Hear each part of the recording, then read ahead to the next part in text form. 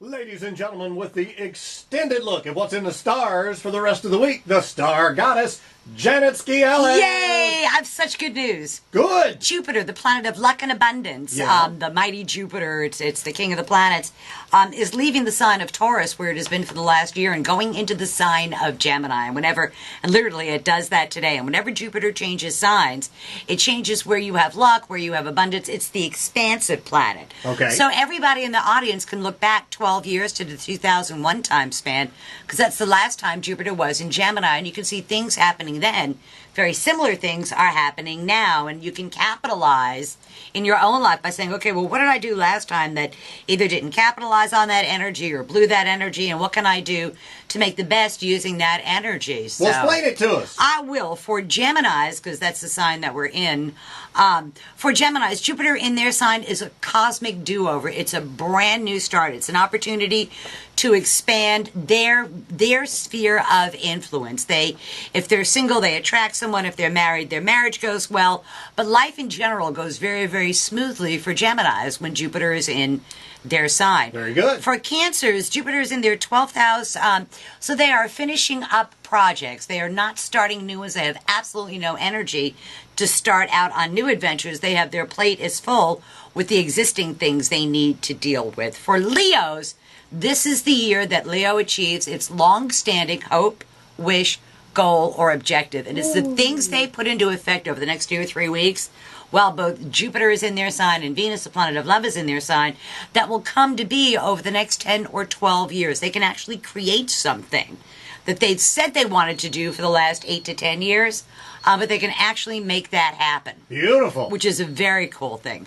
For Virgos, it is in, Jupiter's at the top of their chart for the first time in 12 years. They either change what they do, they take on a second job, they do 2 jobs at once, but they get to expand their professional base this year. That'll keep you stepping in fashion. I'm very excited about that being a Virgo. I could always do 2 things at once. For Libras, the law is on their side. Important legal matters, educational matters, opportunities at a distance go very, very well for Libras, and they have the upper hand in doing any kind of negotiation for a contract or an agreement.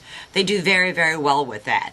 For Scorpios, the money finally shows up in the Scorpios' pocket. These poor guys have been struggling for the last 2, 3, 4 years financially, and this is the year that they get a break. They get a financial break, and it's from unearned income. It's so if you're a Scorpio and you're waiting for the bank to make a decision on your house, this is the year that they do it. If somebody's going to get the $30,000 to go away from a mortgage, it's going to be the Scorpio. So, and also they get to heal from some sort of soul wound that they had. They heal.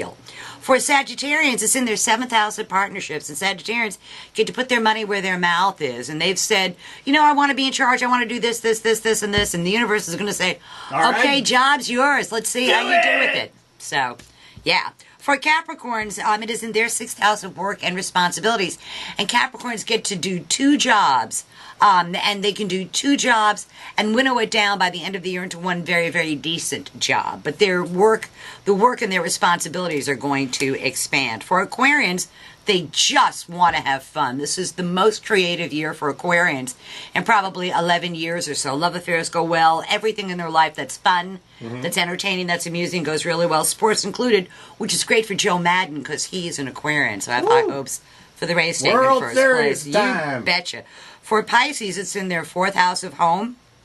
And they get to straighten things out at home. They get something new comes to light that makes their home life so much easier for them. Whether it's buying a new home, investing in buying a home, even if they're not planning on living there right away, but something good at home happens for them.